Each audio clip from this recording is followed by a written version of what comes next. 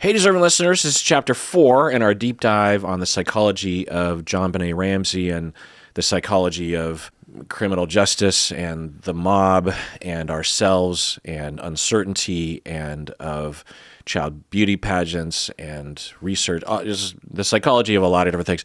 So, Berto, let's continue. Chapter 4, what do you say? Let's do it. This is the Psychology in Seattle podcast. I'm your host, Dr. Kirk Honda. And I am wearing a green shirt. Who are you, Berto? My name is Humberto Castaneda. And have you ever been to a restaurant and they have the little mints? Yeah.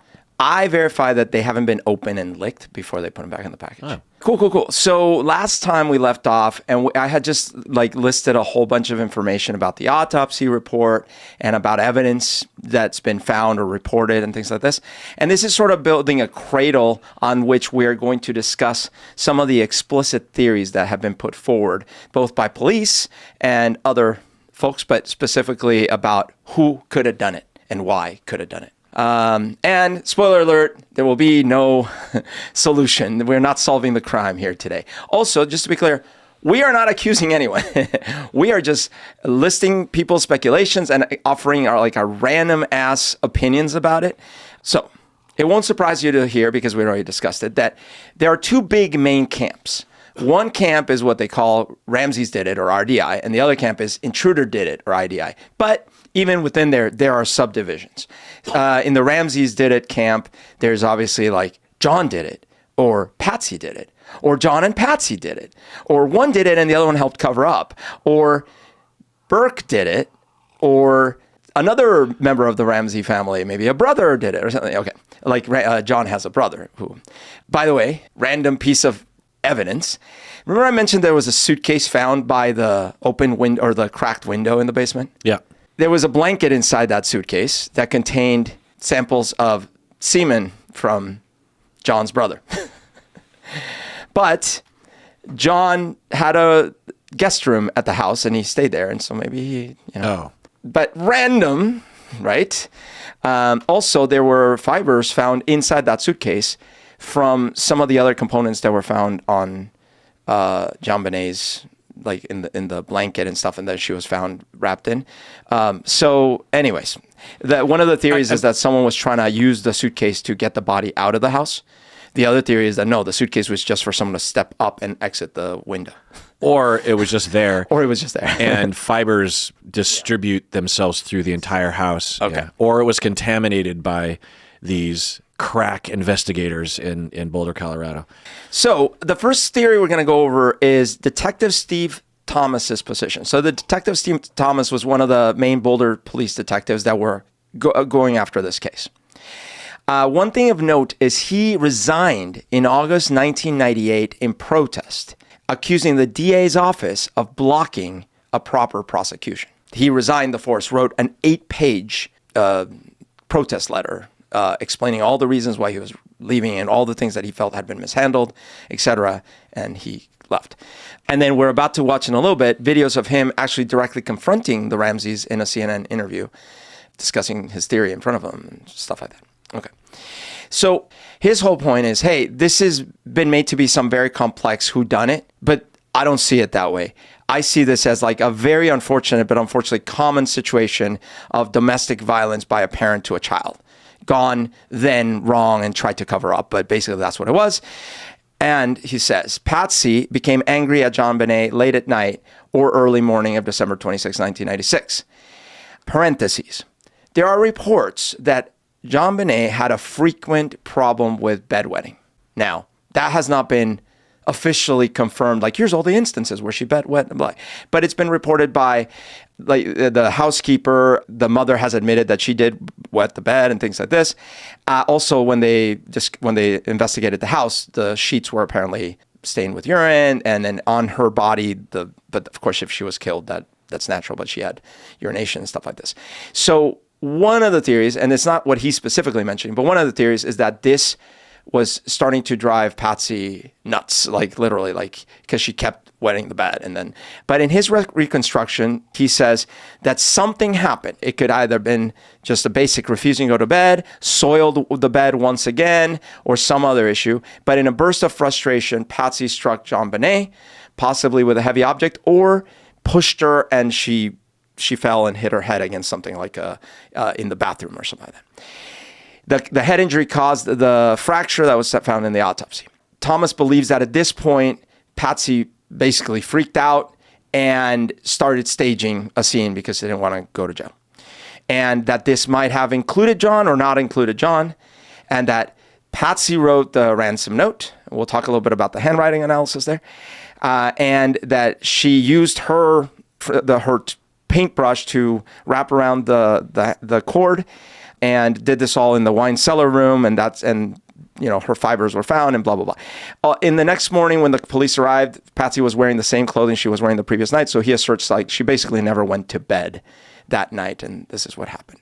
He points to things like the tone and length, the ransom note along with... was she wearing the same thing from the previous night? Yeah. Like everything? Yeah, and wearing makeup, yeah. Well, the makeup thing isn't strange. I mean, some women... 5 a.m., yeah. At 5:30, she woke up, she goes downstairs, finds the note, and she goes upstairs, puts makeup. No, I mean, some people leave their makeup on. Oh, okay, fair enough. That's yeah. what their I don't know. That's what their guess is. But she was wearing the same thing, and no one disputes that fact. That is weird. Yeah. I mean, who goes to bed in the clothes that you... If you were really tired and a little drunk, I don't know. I've done that before. Totally. Do we know what items of clothing she was wearing? Because if she's wearing like a gown, It wasn't a gown. But yeah. Okay, well. I don't know exactly. Yeah. But so I will say that this story is absolutely possible. I mean, and I hypothesized this a while back. It does sort of fit, but without any direct evidence, it's just making up a story. Right.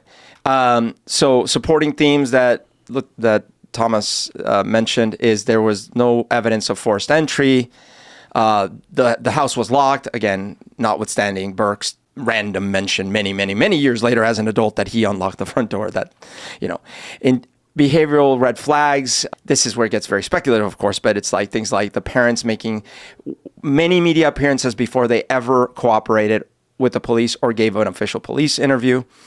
He claims that it was April of 1997 when they finally started collaborating with official interviews with the police, and that even then the lawyers had the police agree to send them first all the information about what the police knew, and they had to be together for the interview, which, of course, if you're trying to protect yourself because you're innocent but you don't want to get screwed up, that you would do. And if you're guilty, you would also do that. So for people who don't know, that can look suspicious, but that is the legal advice that you will get from competent lawyers, that you do not talk with the police, especially when there's a possibility that you are under investigation. Yeah. And you only do so under legal oversight and advisement, even when you're innocent, So the fact that they didn't talk just means that they had good legal representation right away. So let's watch some clips of Steve Thomas at that CNN interview with the Ramseys. Failure. Let's talk about parents who I feel have failed their daughter, who, after this became a homicide, of course they cooperated when it was a kidnapping, but after it became a homicide, Patsy, you waited 4 months before you came in and talked to the Boulder Police Department and answered questions. No, Steve, I did not. Well, tell me when. I was there every day. Tell me how many hours. Were you in our home that day? How many hours? Were you in our home the day JonBenet was missing? How many hours? Press release. Steve. Rather than talk over each other. You say they didn't appear. You say you did appear with the Boulder Police? Yes, I did. And how would he not know about it? At the Boulder Police Department. I don't remember you there. Oh, you weren't there. You weren't there the day they came. What day did you come to the Boulder Police Department? Let's deal with facts. December 27th, 1997. John goes on to state that December 27th, and basically the couple days after that they met with the lieutenants. But Steve Thomas's point is that they were supposed to come in and do an official interview and they didn't collaborate, and that the police, not only him, the police in general claimed that the family was not being cooperative. And again, this could be like, they're scared that they're going to be targeted as suspects, or they're guilty and they don't want to collaborate. So you can have it both ways. I mean, they literally had a detective in the house, the lead person who was there, who in their mind had determined that John did it without any evidence. But that was not something that was but they put in a report. They could have picked up on that advice. At the very least, even if they didn't know it, they were actually being smart by not cooperating just wildly openly without legal advisement. You know what I mean? Yeah, no, I could see that. The flip side from the police perspective is, do you want us to catch? You say there's an intruder. Are you going to help us? That's their perspective. I mean, I'm assuming they did give some data. The police claims they were being completely unhelpful. In the house? Not the day of. That's what I'm saying. Day of, they're like, here's the data. We don't know anyone, and if they've given them everything the day of, and nothing comes to mind later of just like, well, there is that one guy, and they're definitely getting the picture that they're under suspicion and that they're being locked in on, which clearly they were, then they shouldn't talk to the police. Yeah. And it's their right, and it is not it's totally their right. Of this is why they couldn't be charged for not cooperating. That's not a thing, right? But in either case, the police was frustrated. So let's go to the second clip. Well, Thury, I hope we get a chance to talk about their convoluted sex crime, pedophile, kidnapper turned murderer theory. But I think it's very simple. And we'll get their theory. I want your theory. What's your theory? My theory is quite simple. Whoever authored the ransom note killed a child, absent some great conspiracy that they think this intruder came into the house. Would you agree that whoever authored the ransom note probably killed the child? I would agree 100%. I would agree with that. Okay, now, your contention is she wrote the note. I do. What do you base that on? I do. I base that on questioned document examiners. By the time I left the Boulder Police Department, June of 1998, Patsy, out of 73 suspects whose handwriting had been looked at, you were the only one who showed evidence to suggest authorship. And why then didn't they go right in and arrest? Why didn't they, once you brought... These people know better than anybody. Probable cause was not the issue in this case. Patsy, you could have been arrested in this case. I wish I had been, and then we would have had a free and fair trial, and you would have met your Waterloo, Mr. Thomas. Are you saying that you would have let her answer the question, John? Steve, why won't you let your wife answer the question? Because you have assaulted her. You've called her a murderer. First of all, I was picturing myself in this situation, how bizarre it is, right? Like, you're in front of TV that's going to go to millions of people, and you are being confronted directly by a police officer. Well, he's no longer on the force at this point, but he's confronting you and saying, you did this, right? And of course, from his perspective, he's like, yeah, you guys did this, or you did at least, whatever. And then from their perspective, assuming they're innocent, they're like, you're a horrible person, right? Like, yeah, it's interesting. It's this weird window in time when CNN was like the social media of today, that you had mass media and 24/7 media and a lot of it. Because when we were growing up, it was the 6 o'clock news, 10 o'clock national news or something. Right. And it wasn't even on the weekends from my memory. And so there's this weird zone in the 90s with the O.J. Simpson and, the trial TV kind of stuff. But that's not social media. So today, I was just thinking, what would they do today? And what they would do today is they would tweet or they'd have a podcast or something. Right. So back then, if they wanted to get their voice out there, they had to do these kinds of things. Yeah. But yeah, it is pretty striking that you have them both having this back and forth, And it also is just bizarre that I had no idea any of this was happening. I know. And it just tells me, because there's blocks of time where, one, I didn't have cable TV, and the internet wasn't what it would become. So I was just completely in this insular world of my friends. I had cable TV. I never watched the news back then. Never. I would have never watched Larry King Live or CNN or anything. Say you saw that little news blurb or whatever. Well, that was the end of the information. You couldn't then go and research. So the information would just sort of happen at you.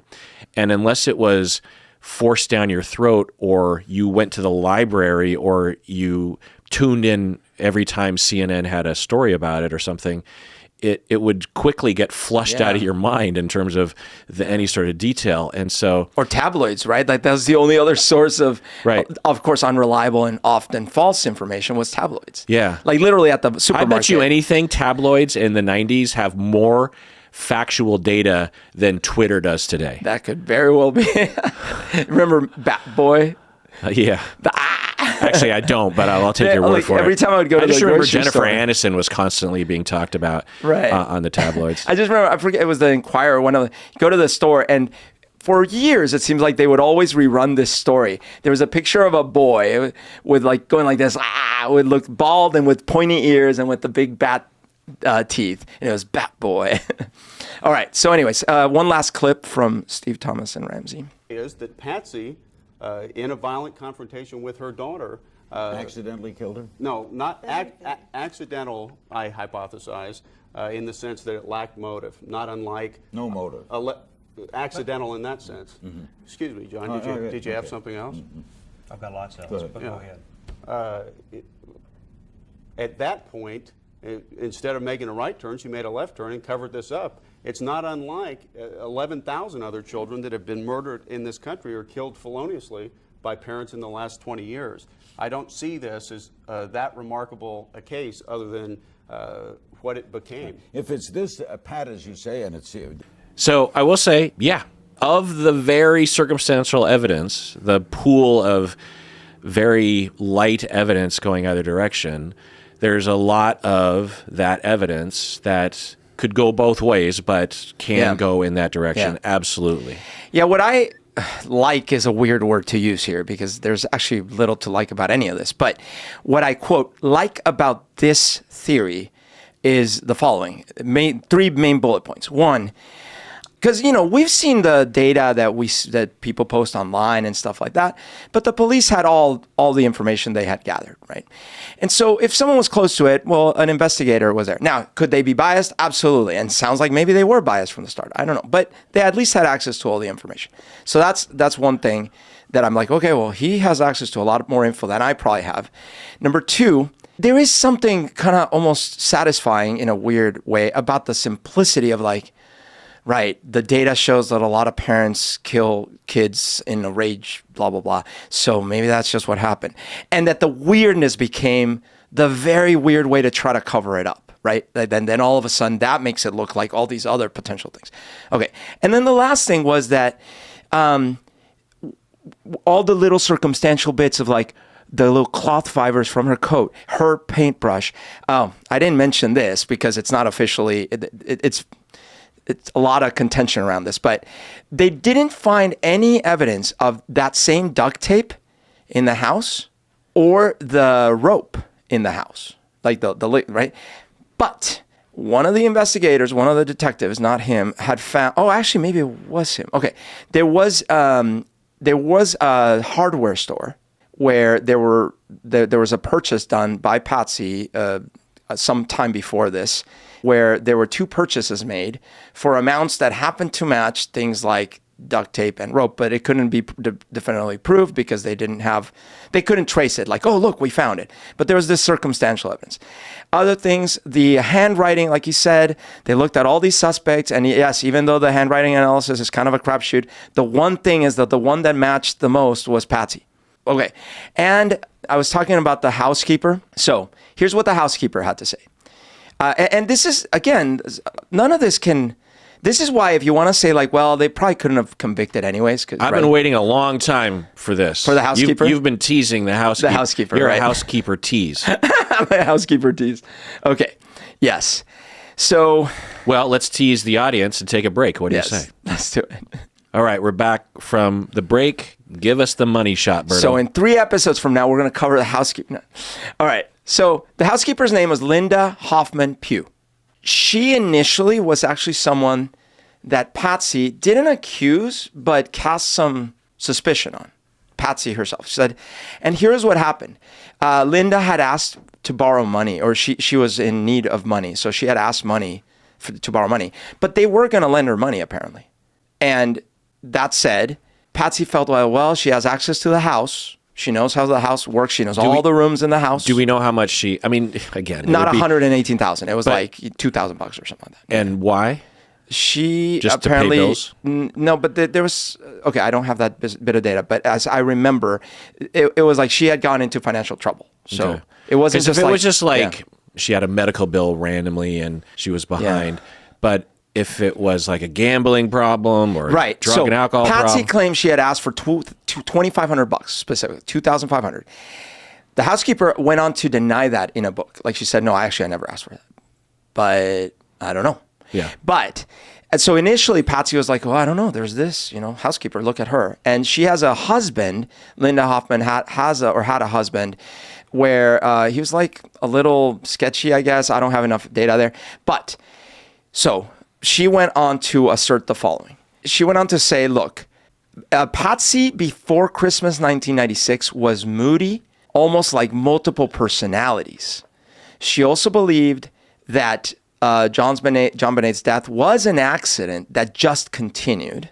She said that life inside the house was, she was often changing and washing JonBenet's sheets almost every day, and there was a plastic cover because she was often bedwetting constantly. And again, that could be any number of things, including pressure from competing or abuse or, Or just kids. I mean, I wetted the bed, not a lot, but I did when I was a kid. I still wet the bed just for fun. Just for fun. Yeah. And then her pushback on the Ramseys book. So, because in the Ramseys book, the claim was made that she had asked for this money. So she pushed back and she said that those statements were false and defamatory. So it wasn't just like, I don't remember that. I was like, no, that's a lie.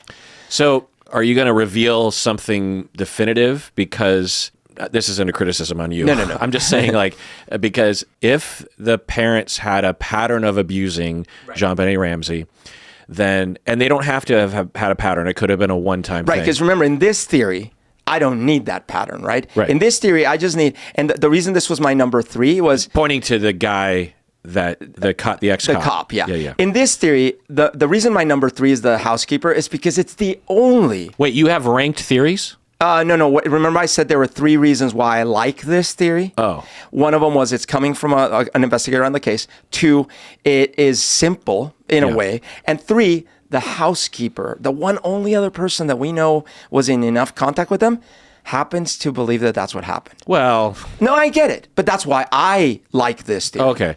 And she also said I'm just saying that if there was a pattern of abuse, because that's one of the narratives, then in all likelihood, this housekeeper, or at least would have a greater chance of having picked up on some but she she didn't claim abuse, meaning she didn't claim, and I saw her constantly being abused by the father, or any of that stuff. She didn't claim any abuse signs at all. All she claimed was, hey, leading up to this thing, Patsy was acting weird. I was all the time cleaning wet beds for JonBenet. Yeah. I think the note was written. I recognize that. I hear her voice in the note. Okay. And she lied about me. So because of that, I think she did it. Right. Yeah. So where I landed, but she's also being implicated by the mob. The mob would absolutely go. So everyone has a motivation But you could also say she doesn't have to then reaccuse her. But whatever. When you're trying to get out of the way of the mob, you got to present another narrative.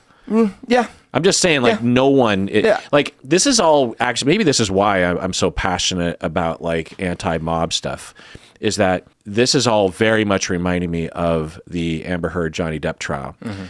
And while watching that trial, which I watched every second of, I was, as a citizen, just curious about what actually had happened between these two during their entire relationship, because their entire relationship was basically in question. And the main question was, did abuse happen and who was the perpetrator? Yeah.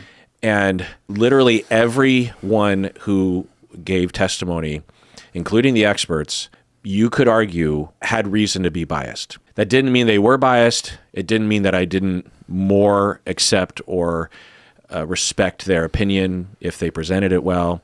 Like the psychologist that was for the Johnny Depp team, the first, I can't remember her name, but she presented herself very well and had good data and answered questions really well, whereas the other one didn't, in my opinion. But there was one person who, from my perspective, was the only person that didn't at least present the opportunity to discount their testimony because of motivation that they might have. Because so many of the people that gave testimony were either a friend or an employee, right? But there was this one person, and it was their housekeeper. And I very much remember this, that yes, she's an employee, but she's an employee of both of them, right? And she didn't have any reason to be biased. And now she only saw and gave testimony on a small set of incidents. She wasn't there 24/7 with the couple. Yeah. But she did give testimony, and I remember really thinking, I think we can rely on this person's account on this small bit of story more than we can other people, because people would say opposite things, you know? Yeah. Like his people would say, yes, she took a shit in his bed. And then her people would say, that's ridiculous. I was there. So you'd be like, well, which is it? You know what I mean? and you're like, I don't know. But then occasionally there are these people. So I keep looking for that person, because the cops could be have motivated reasoning. It seems like there's some evidence there. The friends, the family, the son, this cop, obviously these people, and even the housekeeper now kind of presents as someone who would have motivation because she is being attacked by the mob. Because know that the mob, intruder did it, IDI people, they would absolutely go after her and her husband. You know what I mean? Yes, and she gave grand jury testimony, though. This wasn't just public replies and like a book she wrote. She gave grand jury testimony under oath. And it included a couple bits. It included all the things I already mentioned. It also included this Swiss Army knife detail. So there was a Swiss Army knife found that belonged to Burke, the brother, that was potentially used in cutting the rope or whatever. And so why does this matter? Well, so this knife had been put away because apparently it had been hidden from Burke because he was using it inappropriately, or he was like whatever. And it was hidden in a drawer in the basement that Patsy knew where it was, and the housekeeper knew where it was. And those were the only two people that knew where that knife was. And then that knife was found not in that drawer, and that potentially was used. So she gave that testimony. She also testified about the behavior leading up to the thing. She also gave the testimony about like the fact that she felt the behavior leading that she's weird. Well, I mean, listen, it's just grand jury testimony saying, look, leading up to that event, she had noted, because, they're going to ask you, did you notice anything strange? Yeah. So she said, well, look, she was acting, and what she said was she was acting, now you could, the wording is, she said almost like multiple personalities, right? But she said she became very moody. That could have nothing to do with this. It could just be Christmas, whatever. But it is testimony she gave. And in the end, the whole thing about the accusation, she was not even accused. Patsy claimed that she had asked to borrow $2,500, and Patsy said they were going to lend her the $2,500. She claims that that's a lie. But in either case, it seems like a small amount. It's not It's not like $100,000, right? So, but when I'm ticking my little columns, I go like, well, when I add up all these things, I'm putting this one more on the category of like, that casts some doubt for me on Patsy. And then when I add all the other things back in, like no footprints, blah, blah, blah, I start to think this theory the Steve theory might have some merit. Yeah. Well, in another world, the police, trained, paid tax dollars, would have showed up and done what I as a layperson even know to do, which is to get everyone out of the house, and you quarantine it off, and you start dusting for prints, and you search the whole house. And when you find the body in the house, because you've done your job, paid by tax dollars, you keep the body there.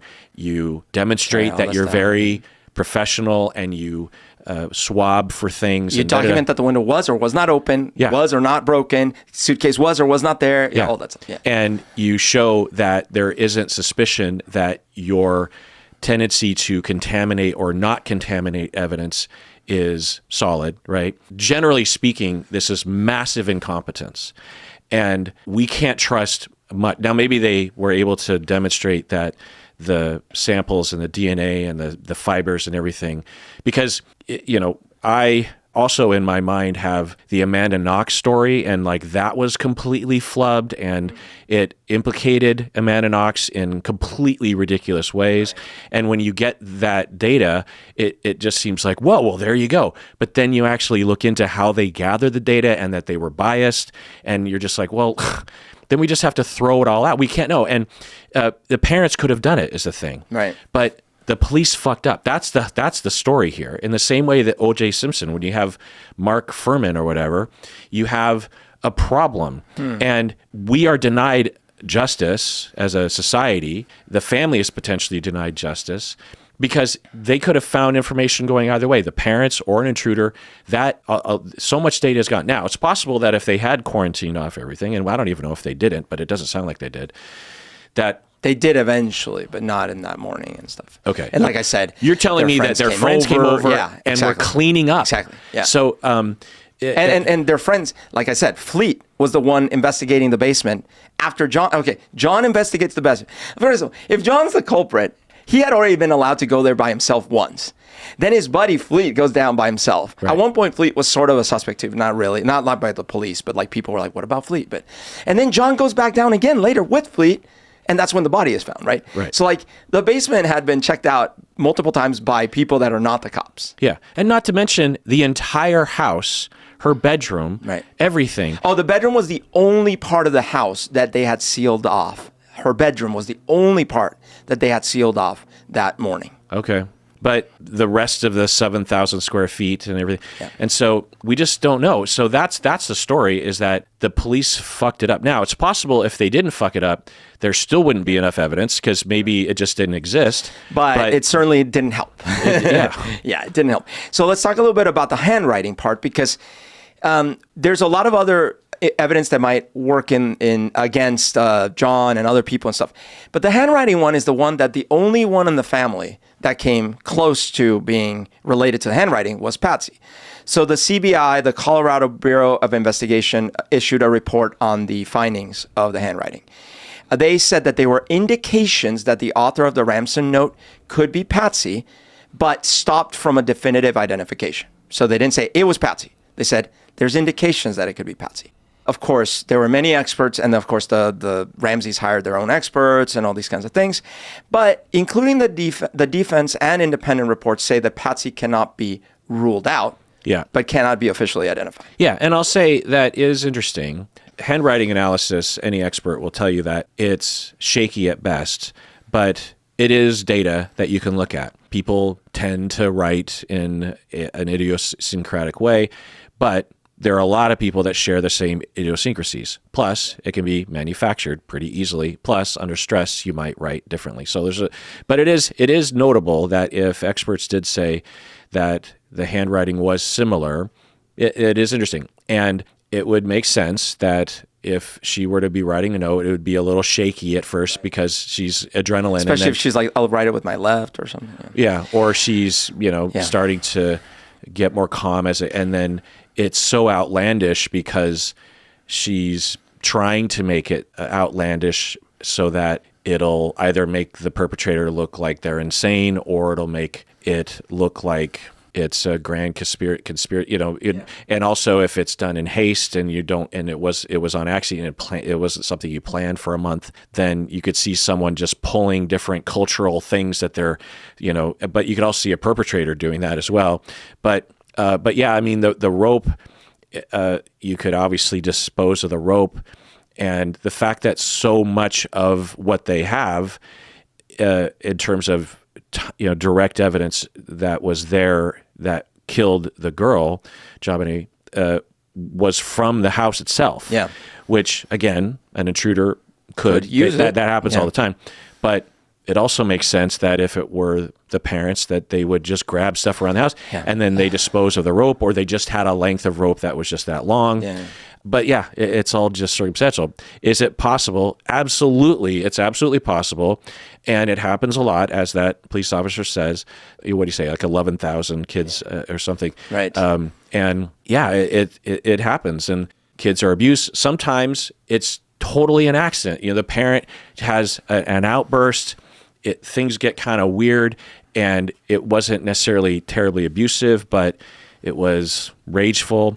And JonBenet could have just been afraid, and because the mom was like moody in the way that the housekeeper says, and then JonBenet like runs away, trips, falls down the stairs, hits herself, and the mom feels so guilty. She doesn't want to call the police, and so she's like, I got to do something, who knows? But without any direct evidence, we're all just making up stories. There's a possibility that the fact that we can equally feel confident, given that you and I don't have a bias either way, we can feel equally confident of an intruder, of the dad, the mom, the brother, the housekeeper, the housekeeper's husband. I mean, I don't know why he gets pulled into this. Fleet. The fact that we can equally implicate these people says we're kind of fucked when it comes to actually having a solid idea of who did this. By the way, just side note, neither the housekeeper nor her husband's DNA was a match for any of the DNA on the thing. But, okay. Donald Foster is, I guess, a known handwriting and text analysis prominent figure. At one point, he claimed that he had determined that Patsy Ramsey absolutely wrote the ransom note.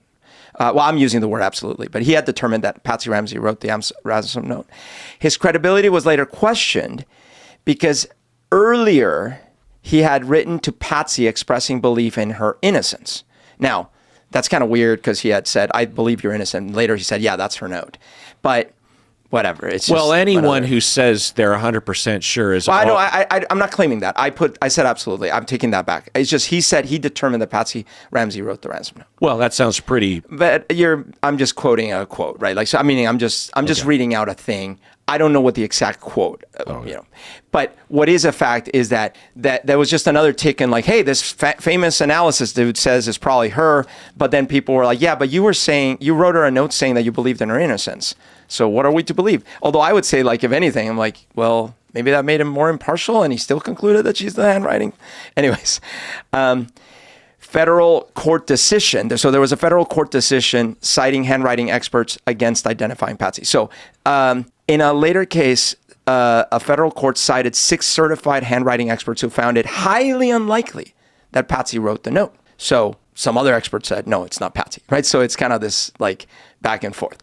At the same time, you heard the detective, Steve, say that that there were other experts that they have that said that when they had sample handwriting analysis from Patsy from after the murder, that it looks like she was changing her style of handwriting, which seems a little suspicious. But so all in all, when I add all this up, I look at it and I go, yeah, okay, well, if she is potentially someone that wrote the note, and this dude, Steve, says that, hey, these things happen a lot, and that seems like a pretty simple explanation, that feels fine.